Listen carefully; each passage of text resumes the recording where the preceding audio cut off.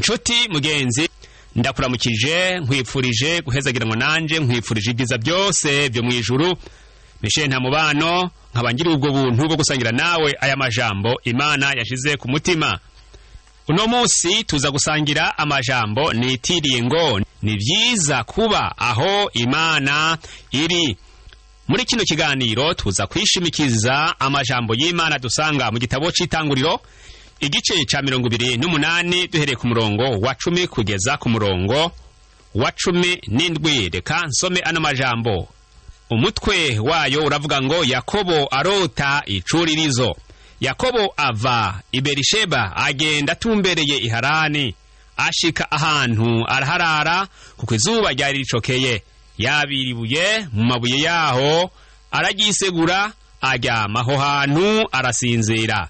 Arota abona icuririzo gishinzwe hasi, umutwe waco ugashika mu ijuru. Abona abamarayika b'Imana bakidugako bakimanukako, kandi Uhoraho yarahagaze hejuru yaco aramubarira ati, Nduhoraho Imana ya Aburahamu sogokuru, Imana ya Isaka.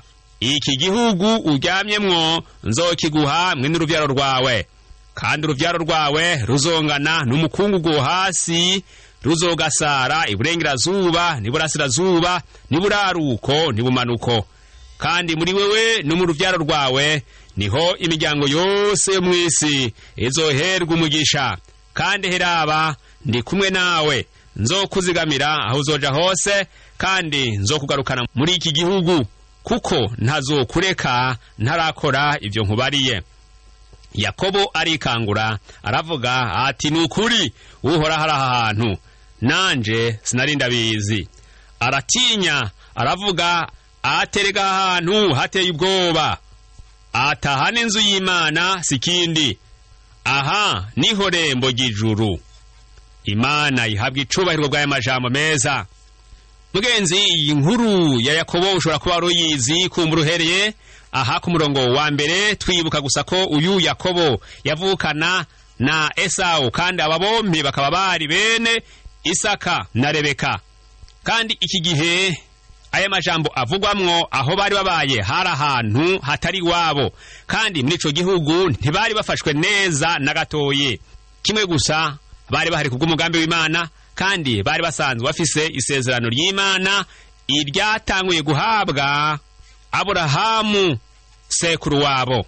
Nuko rero Isaka n'umuryango wiwe batanezerejwe n'ingene bafashwe n'Abaheti, kandi Rebeka we yari yarashangashiwe cyane kuko avuga ngo hakuno bona umuhetikazi abaye umukazana wanje nopfuma mpfa. Nuko rero Isaka ahamagara Yakobo umuhungu wiwe aramuhezagira, kandi atako amwihanikiriza ingene akwiye gutegura kazoza kiwe. Kandi muri gutegura kazoza yabonye ko urugo ariyo ntango y'ubuzima bwiza, ariyo ntango ya kazoza keza. Niko kumugira inama ingene akwiye kuzokuba ku rugo rwiwe, ingene akwiye gucagura umugeni bazobana. Nuko aramwihanikiriza ati, ntuzuhirahire ngusabe umuyakananikazi, ngo ariko va hasi uje i Padanaramu kwa Betuweli sokuru. Aho yaramutumye ngo acagure mu bakobwa barabani inarume, nukuvuga ngo yategeze gutora muri bavyara be uwo mubera umugeni, uwo bazobana mu bihe vyabo. Arongera aramuhezagira ati, Imana ishobora byose ize ibane nawe, iguha umugisha, kandi gwiza n'uruvyaro rwawe, kugira ngo ari akantu aciye ku murongo ngo kugira ngo we n'uruvyaro rwawe muze mwegukira iki gihugu Imana yo mwijuru yasezeraniye Aburahamu kwizokimuha. Kandi turabona ko Imana yashikije iryo sezerano yasezeranye na Aburahamu, irarikomeza no kubuzukuru no kubuzukuruza biwe. Aha rero twasomye tubona Yakobo yafashe urugendo ari mu nzira, nkuko se na nyina bari bamuhanuye ngo aje kuronderera umugeni ahandi. Nuko ngo aragenda i Harani. Nuko rero ngo ashika ahantu urugendo rwari rurerure, arushe kandi anyotewe ashonje. Murabona ingenzi ubuzima ibamwo. Noneho nawe ngo izuba ricokeye butangiye kugoroba n'umuruho niki, aja ahantu araryama. Hari ikintu ahantu yakoze ngo yafashe ibuye aragisegura, aca arasinzira. ahantu ntibyari byoroshe kwisegura ibuye, kumbure iyo abundi yari kuhava afata umusenyi akawegeranya akaba arashira ku mutwe, ariko ntibatubwiye neza aha hantu ingene hari hameze, ariko wumve ko kwisegura ibuye kitari coroshe.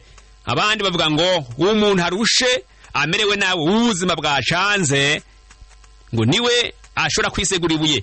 Mbere iki gihora kiba n'igitutsi kuri bamwe bamwe, bagatukana ngo urakisegura ibuye. Biboneka rero ko ubuzima bwo kwisegura ibuye wari ubuzima bukomeye cyane, ariko noneho ngo aho hantu rero Imana ica iramwiyereka muri ubwo buzima bwo kuruha n'uwo mutwara umuremereye wo kuja kurondera umugeni kure, no kubona uburyo abavyeyi biwe bari batotejwe cyane ku buryo bari babazinutswe atashobora gukuramo umugeni byoroshe.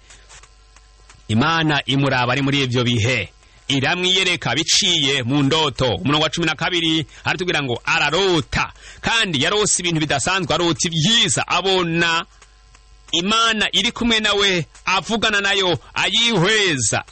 Aho hantu wamengo ari mwijuru aho Imana iri, abona icururizo maze umutwe wacu ugashika mwijuru, kandi akabona abamarayika bamanuka bongera baduga, bamanuka bongera baduga. Yongera ngo abona Uhoraho ahagaze hejuru y'ico curirizo, kandi Uhoraho atangura kuvugana nawe, aramwiyereka aramubwira ati nduhoraho Imana ya sokuru Aburahamu, kandi nkaba Imana ya so Isaka. Imana itako ishingira intahe ryasezerano yahaye Aburahamu, kandi ryasezerano nyene Isaka ise yamwibukije. Imana yongera kurishingira intahe, yongera kurishigikira, iravuga ngo iki gihugu ryamyemwo nzokiguha mwe n'urubyaro rwawe, nkuko ise Isaka yari yabibandanije abimwipfuriza ngo Imana izomuhe kuganza ico gihugu no kucegukira ngo n'urubyaro rwiwe. Imana ishishikara kumwibutsa isezerano asezeranye na Aburahamu kwizona rikomeza no kuri we, ngo kandi ngo muri wewe no mu rubyaro rwawe niho imiryango yose yo mwisi izoherwa umugisha, ngo kandi heraba ndi kumwe nawe, nzokuzigamira aho uzoja hose, kandi nzokugarukana muri iki gihugu, kuko ntazokureka ntarakora ivyo nkubariye. Imana iramwemeje neza kwayo masezerano izo yashitsa, akayibonera wenyene n'amaso yiwe. Mugenzi unyumviriza, Imana igumye isezerano ikarishitsa. Namba hari ico yasezeranye nawe, nukirindire wihanganye. Raba neza kuri umurongo wa 16, Yakobo amaze kubona ibyo bintu aganiriye n'Imana ngo arikangura, aravuga ati nukuri Uhoraho araha hantu, nanje sinari ndabizi. Yakobo yemejwe neza kwa hantu Imana ihari, avuga ngo ni iby'ukuri, c'est la vérité, Imana iraha hantu. Mu yandi majambo cyangwa ugiye gusoma mu rundi rurimi ho haravuga ngo by'ukuri Imana iba aha hantu. Wamengo ngo hantu niho Imana yibera, ntiyarije kumugendera gusa, ariko bavuze ngo Imana by'ukuri ngo iba aha hantu. Yakobo niko yabivuze. Ku murongo wa 17 Yakobo aravuga ati aha hantu hateye ubwoba. Kubera iki aha hantu hari hateye ubwoba? Ni kuko Imana ariho yari yibereye. Ashishikara avuga ngo sikindi, nukuvuga ngo uko mbonye ibi bintu, uko ntahuye aha hantu, nta handi hogereranywa naho, nta kindi kibanza ciza nk'iki, aho umuntu abona Imana akayihweza neza, akavugana nayo mu buryo butomoye. Kwisi ntahoboneka hameze nk'aha. Vy'ukuri ni irembo ry'ijuru.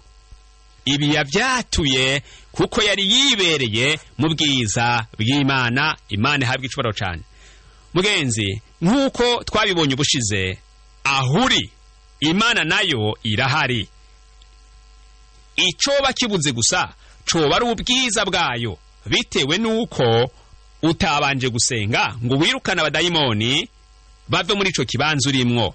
Rero ni byiza kwatura amaraso ya Yesu Kristo agahumanura ico kibanza, kugira ngo ukore widegembya, ata bintu bigutera indugumba, ibintu bigutera ubwoba, canke ibintu bikubanda bikakubuza amahoro. Ikimenyetso kizokumenyesha ko aho hantu hakingiwe canke hejejwe nuko wirirwa unezerewe ufise amahoro mu mutima, utabona neza ikibitera kandi utoshobora no kubisigura.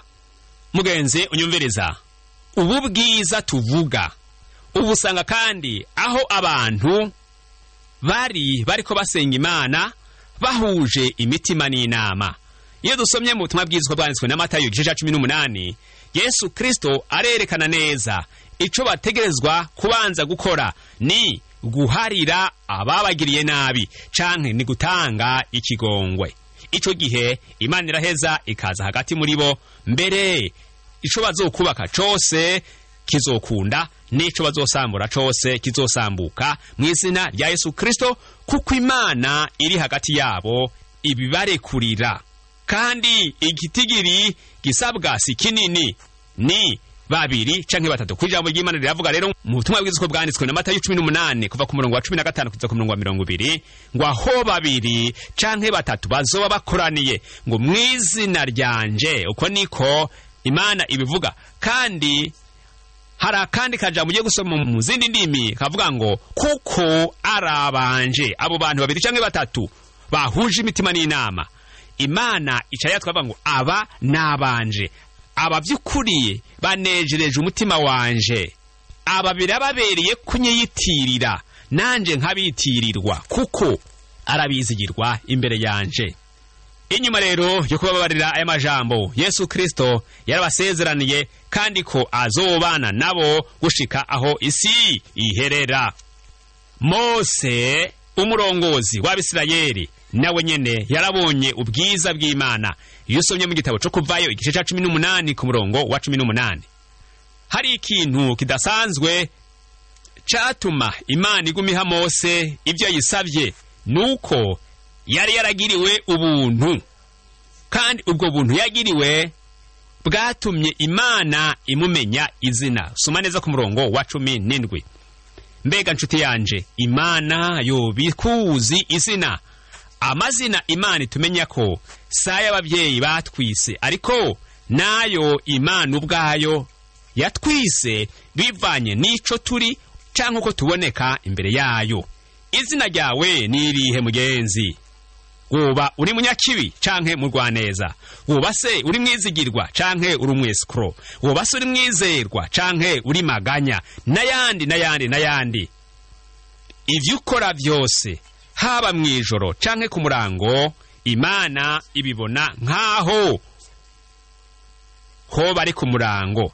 Iyo usomye mu gitabo ca Zaburi 139 ku murongo wa 12, ano majambo aravuga ngo n'umwiza nawo ntugira ico woguhisha, ariko mwijoro habona nko ku murango. Umwiza n'umuco kuri wewe ni bimwe. Nshuti yanje, ngaya amajambo nk'uko umwami Dawidi ayatubarira uko yabivuganye n'Imana. We yarabitahuye yuko Imana ishobora kubonera umwanya umwe ibiriko birabera ahantu hose, ntaho ufise woyinyegeza. Si ibyo wakora mwijoro ngo Imana ntibibone, oya, byaba ibyo mwijoro ibibona nk'uko ibona ibyo ku murango. No ku murango nuko nyene, ico ukoze cose Imana irakimenya. Na cane ko abantu mu gukora ibibi bikinga umwiza bakabikora mwijoro, ariko menye ko vyose Imana ibibona nko ku murango. Dusomye mu gitabo ca Yeremiya igice ca 23 ku murongo wa 23 n'uwa 24 haravuga ngo mbega ndi Imana igarukira hafi gusa? Nije uhoraho mbibajije, sindi Imana ishika kure naho? Hari uwoshobora kwinyegeza ahantu hihishije ngo nanje sindamubone? Nije uhoraho mbibajije. Mbega sinkwijuru n'isi? Nije uhoraho mbibajije. Umviriza neza, iki ni ikibazo Imana yariko irabaza aba bantu. Bibaza ngo Imana ntibabona, bibaza ngo Imana haraho itoshika. Na wewe uno munsi woba uri cyo kimwe n'aba bantu, niwe woba uri kurabazwa iki kibazo. Ariko ico womenya nuko ubushobozi bw'Imana ntibugira akarimbi katarengwa. Imana ibiri Bujumbura, ariko kandi ikaba no mu Cankuzo. Imana ibiri mu Burundi ariko kandi kongera ikaba no muri Amerika umwanya umwe. Rero ibera hose icarimwe kandi ishobora vyose. Ikindi kandi twomenya nuko ntaho woyinyegeza, ijisho ryayo ribona ivyo mw'isi, ivyo mw'ijuru n'ivy'ikuzimu. Mbega woyihungira hehe? Dawidi aravuga ngo mbega uhoraho no muhungira he? Canke mpwemu w'Imana no muhungira he? Noje kuzimu nkamusangayo, noguruka nkaja mu kirere nkamusangayo. Nshuti yanje, ntaho wohungira Imana, na Dawidi yarabigerageje birananirana. Nuko rero nshuti yanje, ariko ndacane munyabyaha unyumva, wewe musambanyi, wewe musuma, wewe murozi, nawe woba uriko wiba igihugu ugasesagura itunga ry'igihugu, Imana uzoyihungira hehe? Uburake bwayo uzobukizwa n'iki? Ehe, ndakwereke ubuhungiro, kandi ubwo buhungiro buri hamwe honyene, nta handi wo busanga. Aho guhungira ni mu gakiza, kandi aho gakiza kukinjiramwo cyaye kukabamwo ni kwihana ibyaha, ni kwihana ibibi byose, ukabiheba ugakora ibinezereza Imana. Imana ishaka aho kuba muri wewe, ariko ntiyopfa kuhaba kuko ari yera.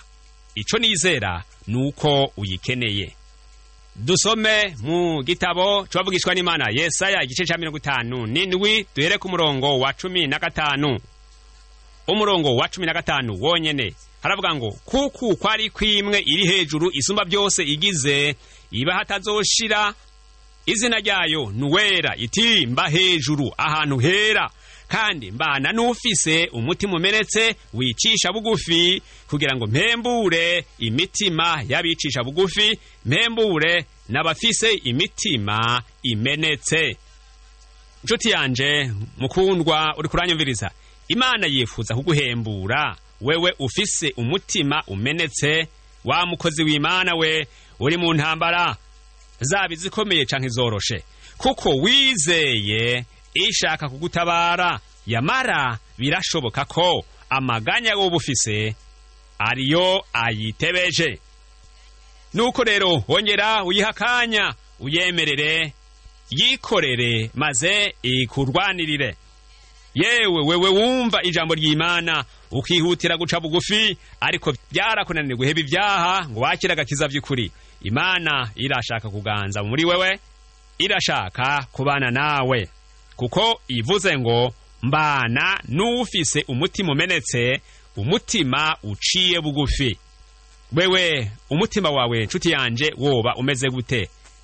Imana ntishaka umutima uri mu bwibone, Imana ntishaka umutima wishira hejuru, Imana ntishaka umutima ukomantaye utumvira ijambo ry'Imana ngo uce bugufi worohe.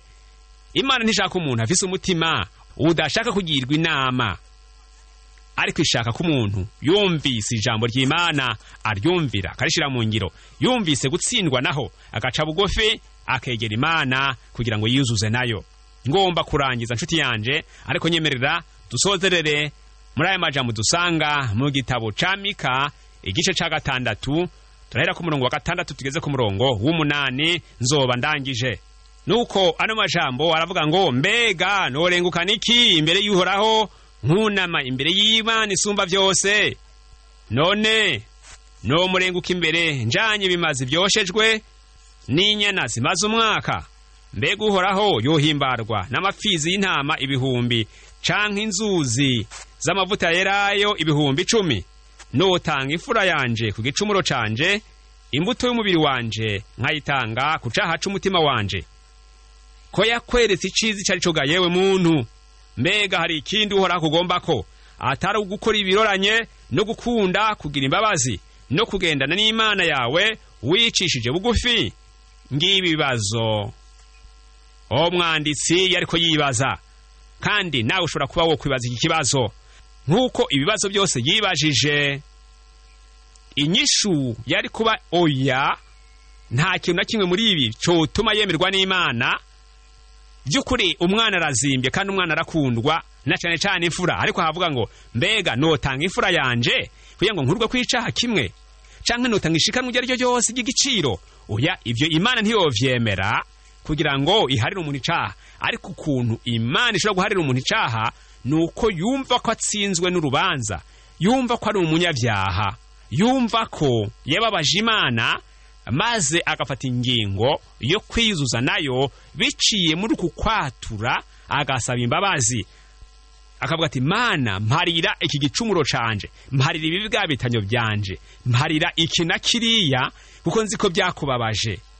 Iyo udakoze iciza ubutsindwa n'urubanza, kuko ntiwombwira ngo ntushobora gukora icyiza kandi ntushobora gukora ikibi. Atari kimwe ni ikintu. Udakoze iciza nuvuga ukora ikibi, udakoze ikibi naco ukora iciza, kuko Imana itugomba ko ibikorwa by'ubuntu, kandi Imana ntiyadushize mu isi ngo tugumeho gutyo gusa ataco turiko turakora ngo tuyinezereze.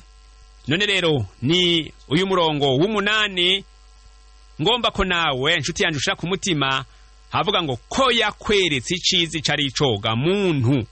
Mbega hari ikindi uhora kugomba ko atari ugukora ibiroranye no gukunda kugira imbabazi no kugendana n'Imana yawe wicishije bugufi, nureka ibyaha ukora ibiroranye, nugira imbabazi, nuharira abandi, nugirira impuhwe abandi, maze uhejeje ivyo ugendane n'Imana. Ubushize Imana yabwiye Abisirayeli ngo bimatanye nayo, babane nayo akaramata, ngo nayo izogenda ibagwanira intambara zose. Nawe urakeneye ko Imana kurwanira, kuko intambara zose zibuze. Namba atantambara ufise no munsi, ariko uko byogenda kose urakeneye Imana. Ishaka umutima umenetse, umutima uciye bugufi ujanjaguye, nico kimazi kiyihimbara.